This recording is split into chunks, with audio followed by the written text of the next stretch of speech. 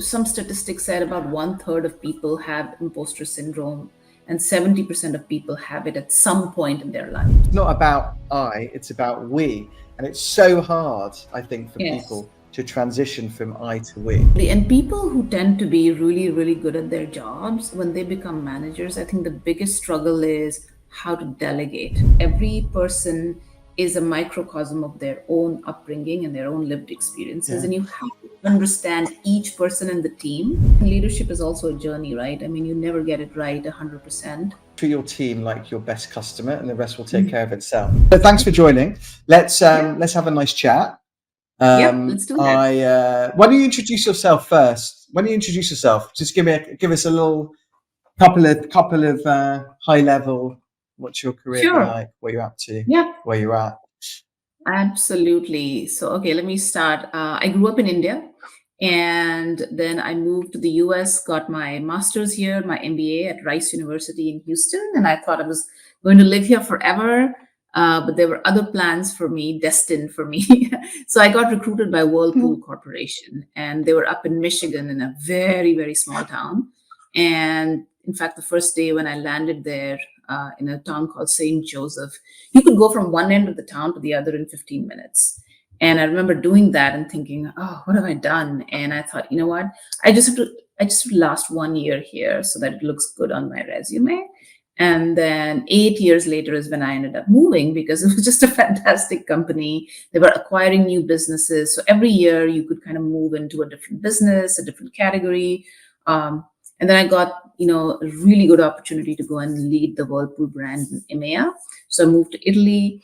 I was managing about 33 countries in Europe, Middle East, and Africa, which was really an interesting experience on many levels.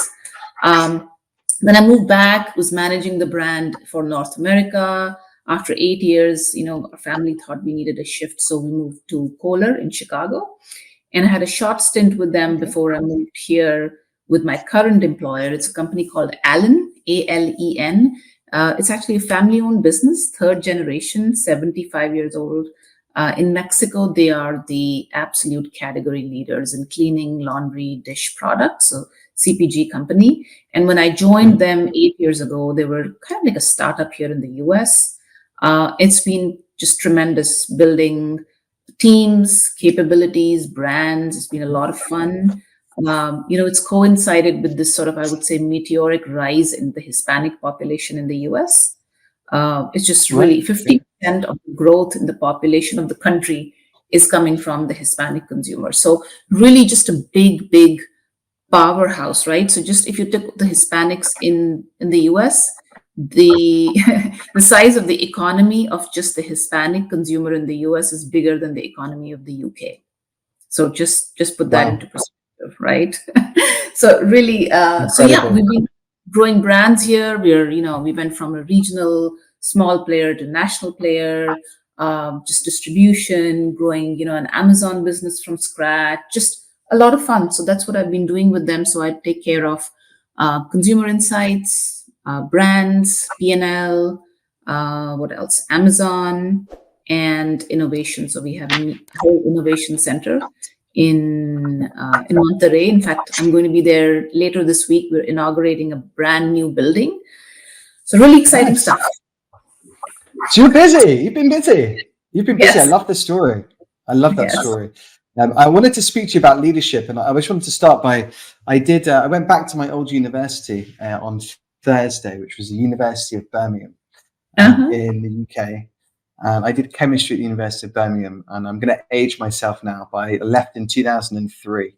And the business school invited me back to present an award on innovation to the business school annual awards. And they asked me to do my story, share a little bit of advice, and present the awards. And then I hosted one of the tables. So lots of students, about 500 students there.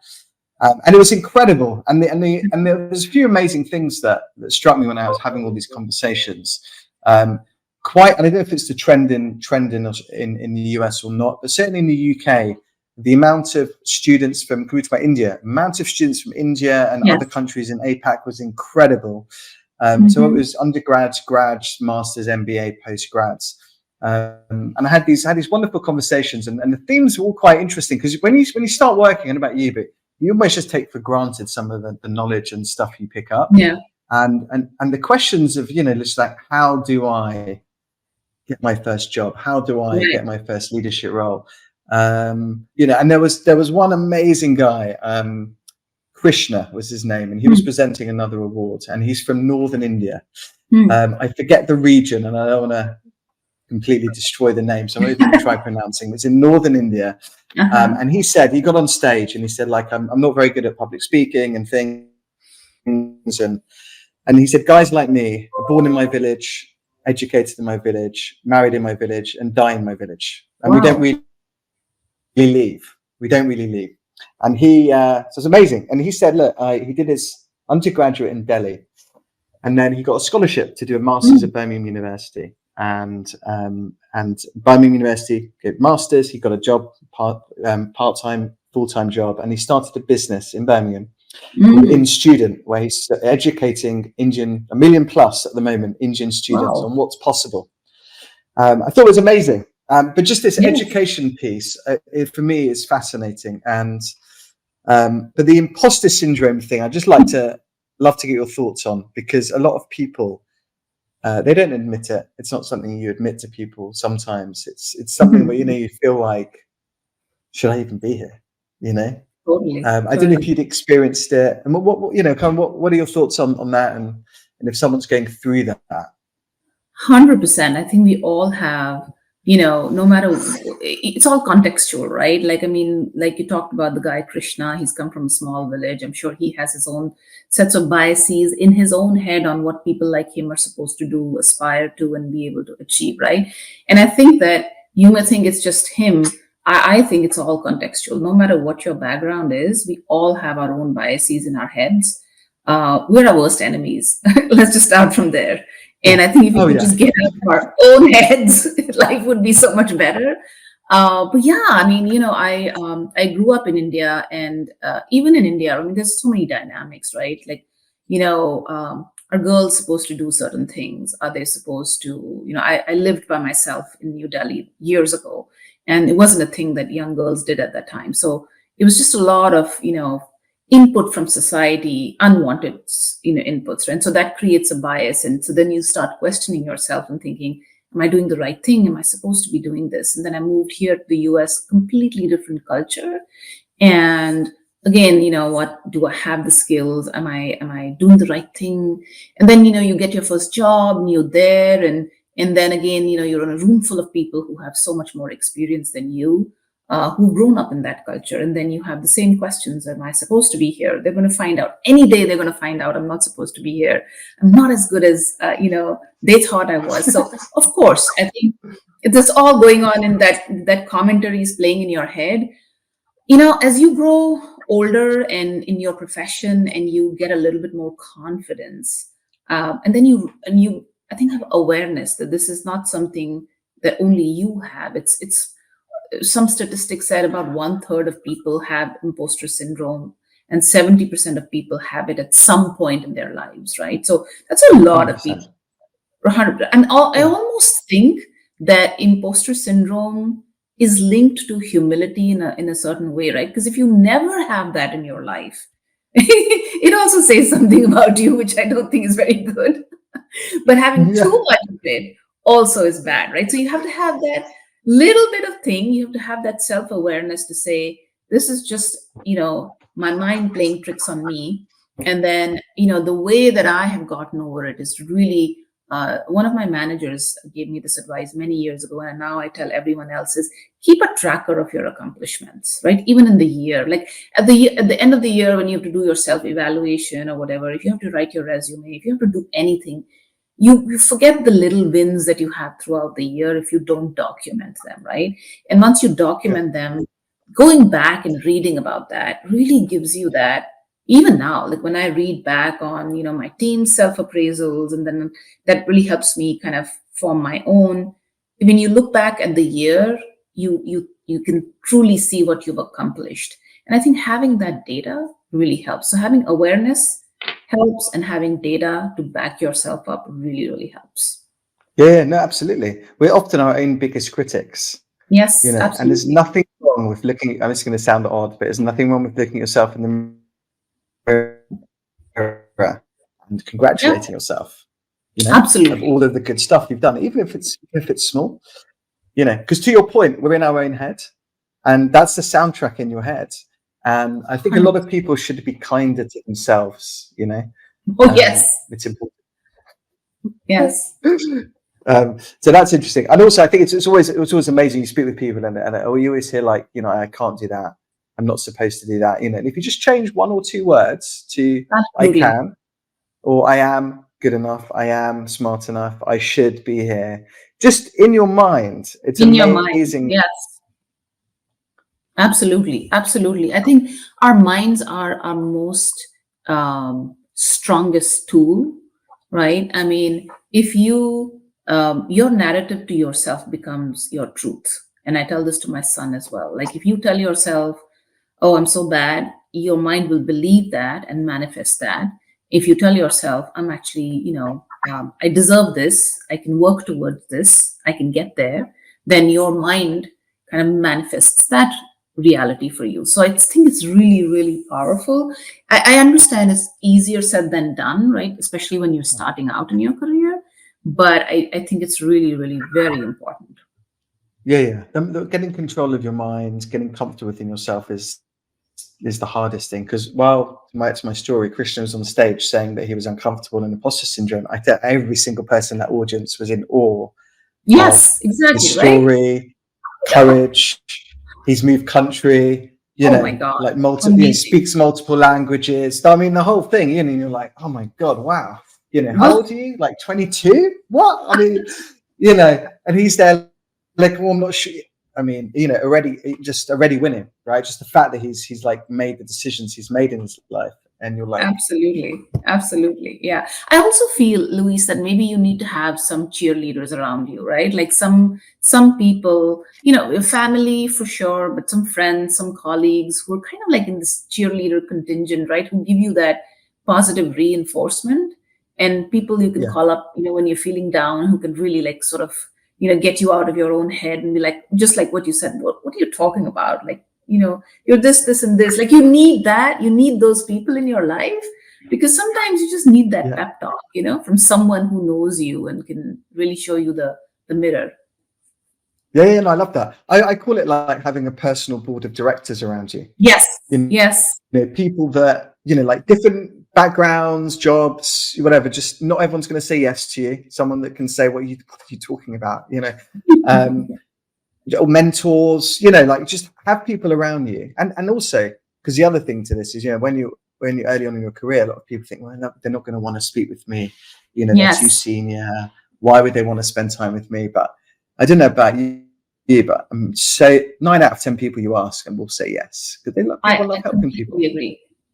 And you know what? That's so true. People love helping people, and of course, you have to do it in a respectful manner, right? I mean, all the basics, right? Approach them with, a specific thing and where you need help or whatever. But you know, I love going back to my alma mater here, Rice University. I love talking to students there.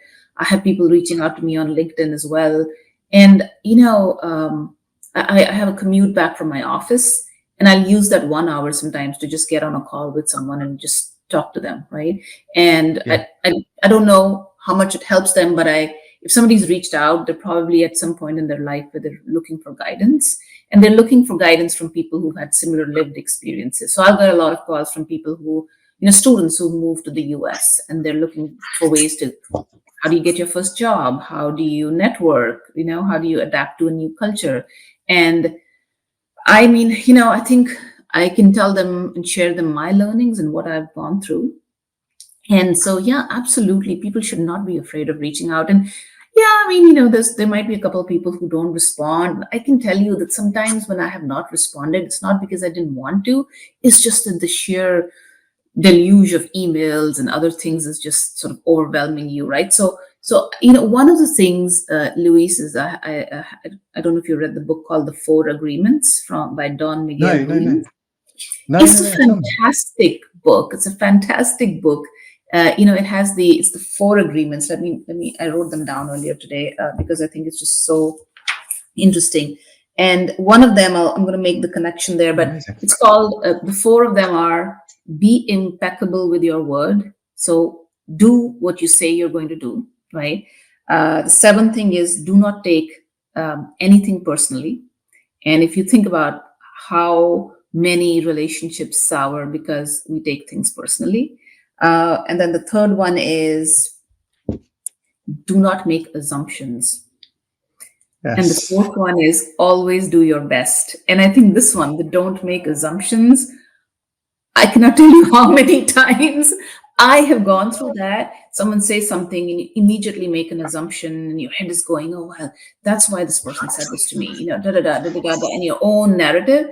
And then after like a day or two, you have another conversation, luckily, and you find out, oh my God, it wasn't anything like that at all, right? Yeah.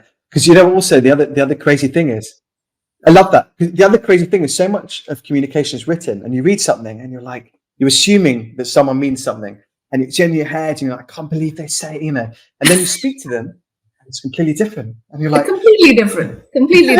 And so, in the case of networking, like you reach out to someone and they don't respond, you're making all these assumptions, like you mentioned earlier. Oh, I'm too junior, they don't want to talk to me, da da da. Most of the time, it's just because the other person has either missed your message or they're just completely busy. And this has happened to me a couple of times too.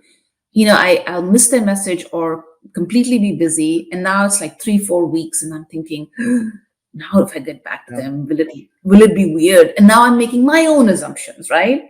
they make it. Yeah, I've got a hack for people. If you're trying to get hold of, if you're trying to look for mentors or people, and I bet you Right. will work on both of us, is jump on LinkedIn and start liking and commenting on people's content. 100%. And they'll start to yes. they'll start to see you. So like and comment on all of Tanu's content. She does it every day. It's great. And then drop her a DM. And I bet you, you're probably going to be more likely, right? Because you'd be like, who's this person liking and commenting on all of my content? Of course, I want to speak with you for half an hour. It does work. It's incredible. It does. It creates a little bit of that connection that you don't have in the physical realm, right? And it kind of humanizes you a little bit, right? From other people who are reaching out to you cold, you now have a little bit of a little connection, and then that's the spark for a conversation. Absolutely. Yeah, like, I loved your content on XYZ. Leonard, love to speak with you for 20 minutes. And you do that, and you're engaging and things like that. It's incredible.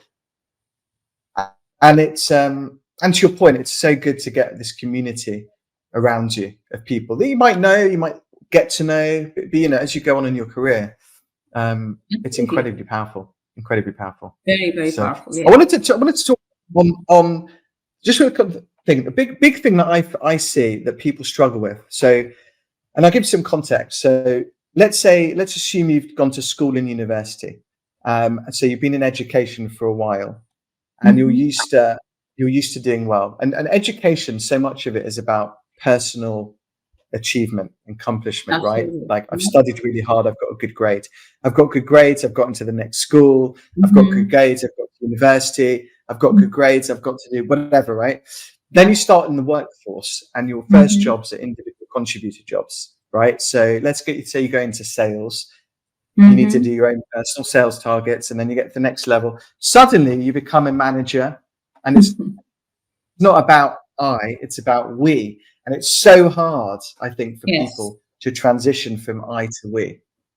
It is. Have you seen, do you agree? And have you seen the same challenge for people as they move into these leadership roles? Absolutely. And people who tend to be really, really good at their jobs, when they become managers, I think the biggest struggle is how to delegate, right? Because the sense of giving up that control over everything, when you're an individual contributor, you control every aspect of the project. When you become a manager, now suddenly you have to give up that control. You have to believe that the person who is, in your team can do the job, if not as good, maybe even better than you, right? And I think that's the biggest chasm that you have to cross. And I think a couple of things, right, really help is like having a relationship with your team, really understanding their strengths and your strengths and how you complement each other is really, really important. From For me, I went from being an individual contributor to managing a people of 10. It was Wow. horrible. Horrible for Wow. people who I was How managing. did that go? I like to think that I started out pretty bad, but I was really fortunate that people were willing to give me feedback, and so this also happened when, I did my expat assignment. So I went from living and working in the US as an individual contributor to suddenly moving to EMEA, where I had a very diverse team and I was in a Wow. different geography. And now I was suddenly also managing 10 people in a very different environment. So I think that, I think maybe in retrospect now, the thing that really, really helped me was maybe there was some humility and trust that my team saw, such that they were really able to come and give me some feedback to say, hey, because, in the US context, for example, you're having a meeting and you kind of turn to someone and say, what do you think? It's a very cultural way of just making sure that everybody has a voice, you're being inclusive, right? Whereas in Yeah. the European context there, for certain people, it felt to them like I was putting them on the spot, right? It felt to them like I Right. was trying to prove how much they did not know, which was completely different from what I was trying to do. But I think that's the awareness that you have to understand that every person is a microcosm of their own upbringing and their own lived experiences. Yeah. And you have to understand each person in the team, how they perceive things, what is their view of the world, what are their desires and goals in life. And then you have to kind of work individually with each person. So that was a big lesson for me, I think. And I'm really, really thankful to my team because they were, like I said, willing to come and talk to me, right? Give me that feedback. And then I was able to go back and again, having self-awareness as a manager is really important. Knowing that you don't have all the answers ever, ever. I don't care how senior you become, you will never have all the answers. And Yeah. having that self-awareness is really key. Absolutely. And also having the humility to understand that some people in your team may actually be better at certain things than you are. And you want that to be the case, right? You don't want to be the smartest person in the room. It just is never a good recipe, You want people who in a team complementary to each other, who bring certain skills, and then you kind of, the rising tide lifts everyone, and then the end result is really good. So I think that is the thing. When you become a new manager, be aware, right, of the things you're bringing to the team and the things they are bringing to you. Be aware that you will need to delegate and be comfortable with that level of giving up control. And then just, have humility. Yeah. Yeah. Great points. Great points. It's hard because, I see a lot of the time. I mean, you're not trained to be a leader. A lot of the time, it Yes. gets thrust upon you because you're the best. You're the best marketeer. So Tanu, Yes. take this team, Go do this. and you often, yeah, go do this. Run the sales team, and leadership's different. Yes. Leading a marketing team or leading a sales team or whatever it's a very different job. Absolutely. And I think it takes people a while, to transition, doesn't it? Serving others is a difficult mindset to suddenly switch into, which is, Absolutely. I think, for me the key. Yep, It very, takes, very important. Yep, yeah. And, I think of myself as the CEO of the team, which is not a title in terms of like, oh, I'm the CEO, I'm the Chief Enabling Officer. My role now is not to do my team's job, right? It is to enable them. It's to enable them by showing them the macro vision, like how does their work fit into this macro vision and goal of the company and the strategy of the company. What resources do they need, getting them those resources. Where are they hitting roadblocks, kind of helping them through that. That's my role now. It's not to sort of micromanage and do their job for them, and it's there's not enough hours in the day that yeah, I could even do it, even if I wanted to. But I think that's no, really no. the transition, right, you want to make. Yeah, I love that. Absolutely love that. You can go way further with others. It's like I love the analogy of a rowing boat. And you're like, well, what makes the boat go faster? And you have people rowing, and maybe you're like navigating, and you need everyone working together to Absolutely. go further and to go faster. And Yep. early on, it's hard to let go. It's really hard to let go. It is. It But if is. you want to go Yes. far, you have to. You have to. You have to. You have to. Yes. Yeah. Absolutely. There was, if anyone's just about making that transition, there's a great book called True North by Bill George. And the premise of it is, finding your true north. Like, what does your leadership journey mean? Like, what does leadership mean to you? What's your true north? Really wonderful book, and very, very practical, and so worth picking up if you're transitioning into a leadership role. I often find a lot of people early on, they get stuck in a caricature, dictatorial, this is the leader and I need to know all the answers and need to do what I say, and things like that. And it gets very lonely very quickly in some of these roles. So anyway, just have a little read of that. Really, really good book. Absolutely. No, I'm gonna read it too, because I think leadership is also a journey, right? I mean, you never get it right 100%. And I think that there's always something to learn from other leaders around you, other people, books and things like that. So no, I'm going to check it out. Love that. Thank you. Second, last point is just around company politics. Certainly in large companies, and I know you've worked in some global firms, Fortune 100s and so forth. And you often hear a lot of leadership roles are quite political in influencing others, influencing other teams, to help enable your team to do their work. So just any kind of advice on people, again, they've never had to do this before, right? They've been just really happy doing their own thing, and suddenly they've got a team of 10, they're in Italy, it's a global team. How do you go about working out who to build a relationship with, how to influence people? Absolutely. And I think that's what you said. I mean, the word relationship is really key, right? You have to invest in the relationships, in the bank of relationships, so that when you want to cash something, you're withdrawing from a deposit you've made, right? You can't cash on something that you've never deposited into. It's just a fundamental fact of life. So I'm really big on relationships. I'm genuinely interested in people, to begin with. I like talking to a variety of people. I like understanding who they are, where they're coming from, what their family is like, what was their life like, and all of that. I think that's really served me well. Very early on in my first job, I had this rule where I would meet one new person every week. Like, it was a big company, and my goal was I had to meet one new person and have lunch with them. And that really helped me over a period of time get to know different people in different areas. And so when you reach a leadership position, you've known these people for years, and then you can kind of go to them for advice or help and things like that.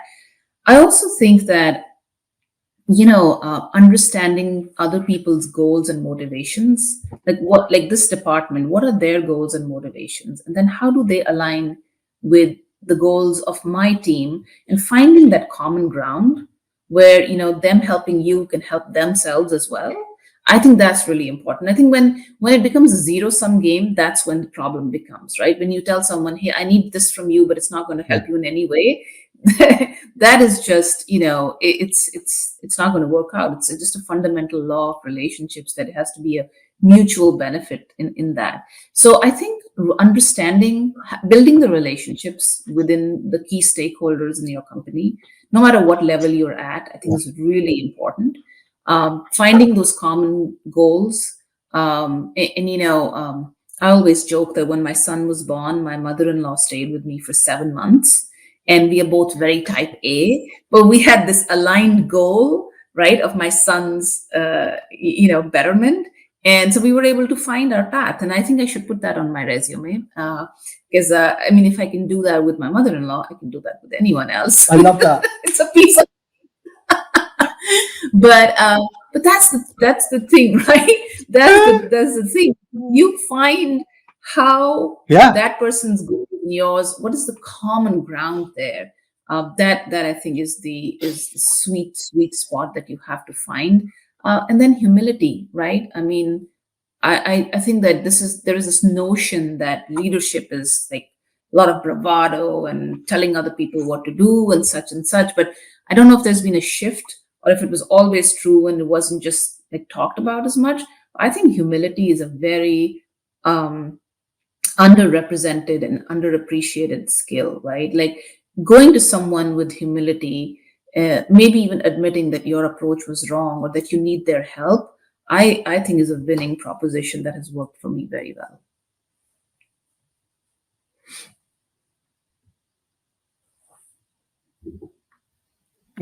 There we go. I think you nailed it. Do you know, if only country leaders have take your advice and try and find common ground and approach with humility, I think there'll be peace on. I think there'll be peace on earth. Oh my God! Yes.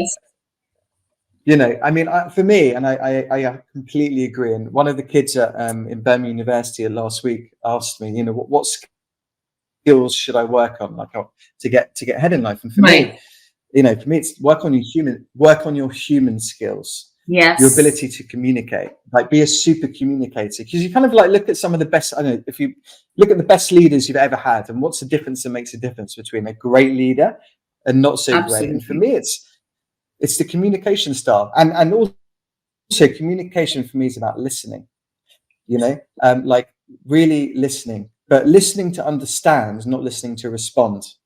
You know, like if you want to really find a common ground with someone, you need to ask questions and you need to listen. And people like people that listen to them. Like it's weird, right? If you listen to me drone on, I'm going to love you. It's how it's, you know, it's how we work, right? I mean, so I think, and being there, like present with someone, you know, like we've got a call, we've got a meeting, you know, I want to understand you. And I think if you take that approach of listening to understand, not to respond, you can find common ground, find common interests, and then you build a friendship. And then, you know, for me, that the career game is really building a community of people, you know, good people that are there for each other. Absolutely. And one of the things I felt, and I don't know if that was your experience too, is during COVID, right? What I felt was people who I had, and we went remote for 2 years, right, as a company. And I felt that people who knew each other before the pandemic, right, and had relationships with each other, were able to keep on working even if they didn't meet each other in physical life. What I felt was there was a lot of attrition of people we were bringing in who had never met us, who didn't have relationships, who didn't understand how the pieces of the puzzle fit together. And, you know, in a couple of months, they would feel sort of left out, maybe, you know, and then we saw a lot of attrition that happened there. And so I think that one of the things for me is, even if you are in a remote role or whatever, it's just taking that time, right, to meet people in real life, build the relationships. I think that combination is really important, because at the end of the day, we are humans. We respond to people we have relationships with versus not, you know. 100%. And also, look, just 2 points on that. If you're a leader leading a hybrid team, which is the likely scenario right now, you need to really lean in. You know, like if you have some team members in the office and one is remote somewhere, make time for them, you know, because you can build a relationship on video. I completely agree. Face-to-face is way better, and a mixture of the two is great. But let's say, you know, you can't for whatever reason, you can still do a video, and you can be 100%. Intentional about, you know, I always say, like, you know, if you speak with your team about unimportant stuff, when it comes around to speaking about important things, you've already got channels of communication open, you know, and it makes it then easier. So, you know, build your relationship. Also, if you are in a team, if you're a team member, if you're a team member, don't wait for your manager to organize these things. Like, be proactive. Absolutely. You know, take ownership of your own career. Totally. And build relationships all over the place. Totally. And what you said there, right? Like talking about other things other than work, right? Like humanizing yourself, you know, understanding the other person and humanizing them, right? What do you do on weekends? What are your hobbies? Whatever they feel comfortable talking about. Because again, that's the other thing. Yeah. Some people feel more comfortable talking about than others. So you want to be inclusive, right? But actually during our remote time, we would spend the first 30 minutes of my weekly team meeting just talking about how are things in your city, in your family, you know, because everybody was so worried about COVID and like, what's the situation in your country? What's happening? How do you feel about it? Are you okay? Is your family okay? You know? And I think that conversation really brought us together as a team.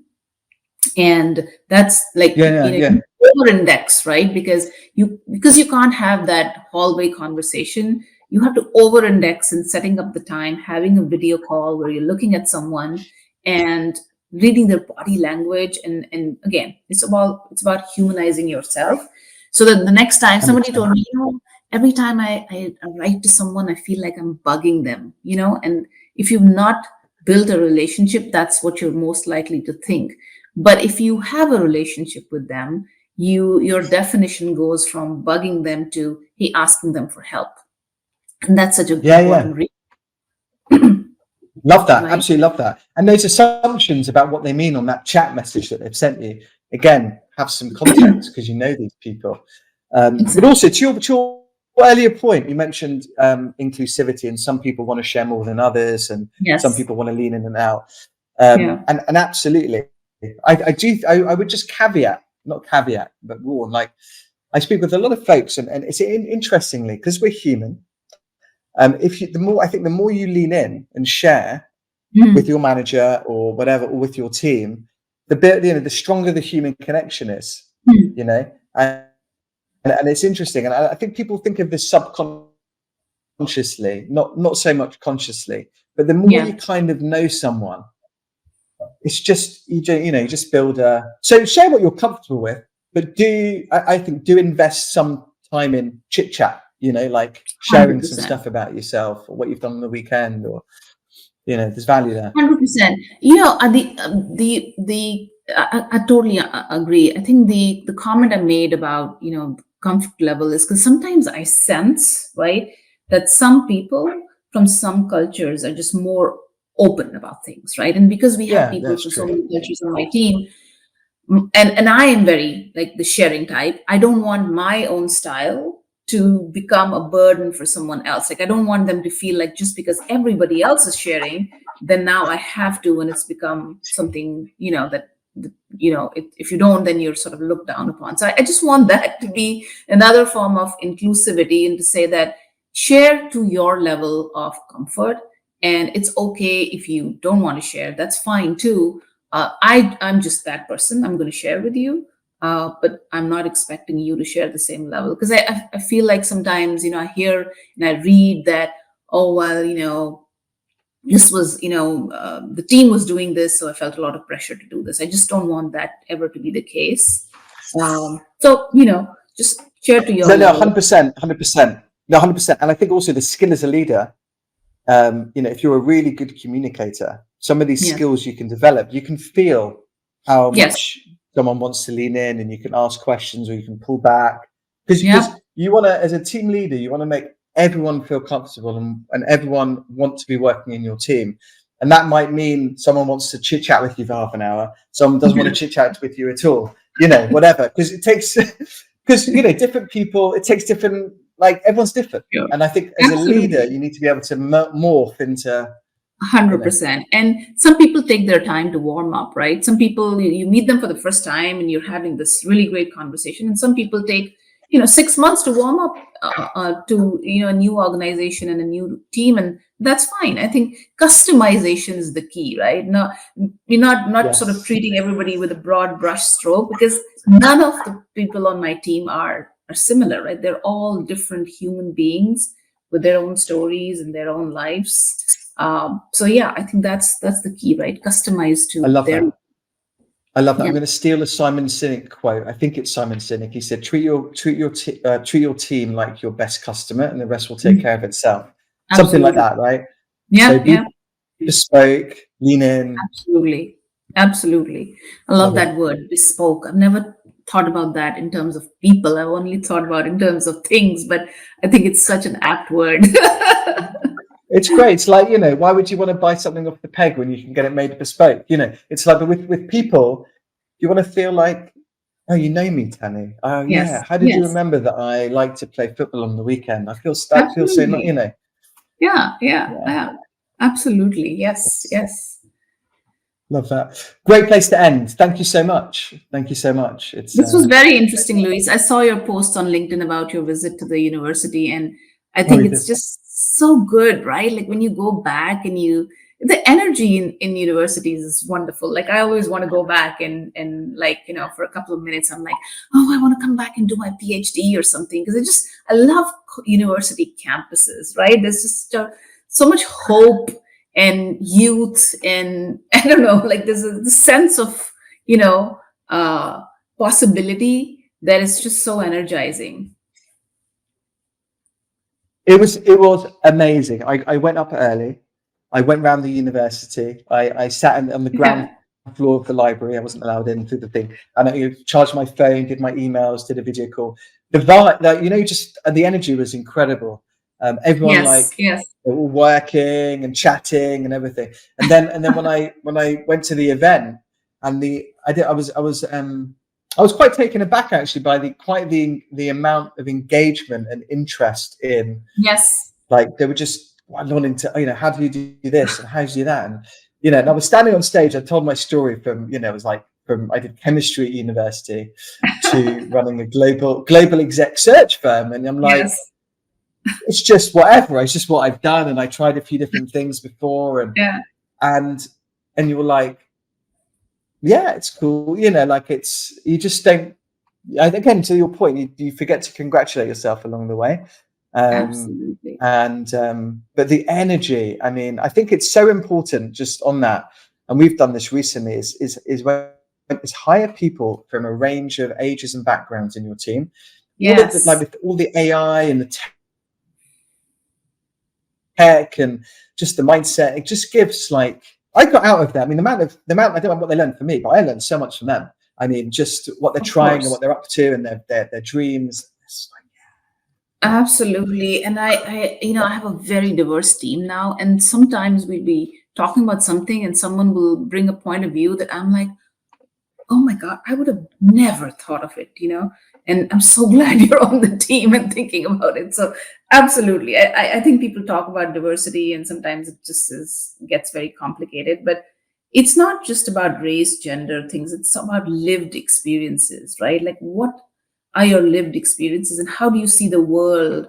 That diversity, I think, is really, really key and can sort of bring those new questions and new dimensions that is just so exciting.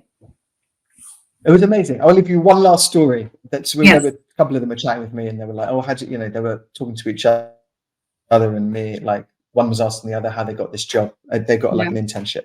And this is great. And I've been talking about this for a long time, but I hadn't met anyone that had actually done it that told me. Is they got the job description and their CV and they put it into ChatGPT and they asked it to bespoke it for them. Gave them a nice thing, plus the cover letter. Then they put the job description in ChatGPT, plus the LinkedIn profile of the person they were meeting and said, I'm going for an interview with this person for this job. Please give me the top 10 questions you think they're going to ask me in the interview. Whoa. And the person said that 6 of the 10 was asked directly in the interview. So they were super prepared.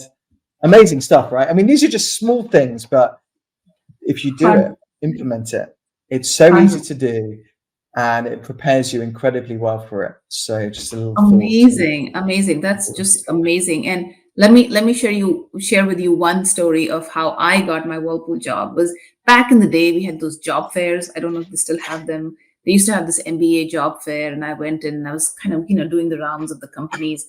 And I was almost about to leave at the end of the day. And there was this lady standing at the Whirlpool booth and her name tag said Shiva.